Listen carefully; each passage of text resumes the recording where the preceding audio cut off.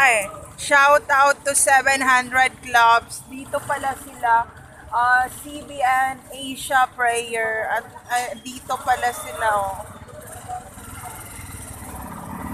So ayun, gusto ko lang i-share to 700 Club na mga Jehovah Witnesses prayer meeting na hindi fake yung legit.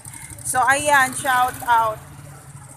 Legit sila, community, ano yan, meron ako mga napunta na mga prayer meeting and walang prayer meeting na katulad sa 700 Clubs. Hindi sila legit, parang gusto lang nila mag-friendship doon. So, hindi mga legit yon. So, shout out to 700 Clubs.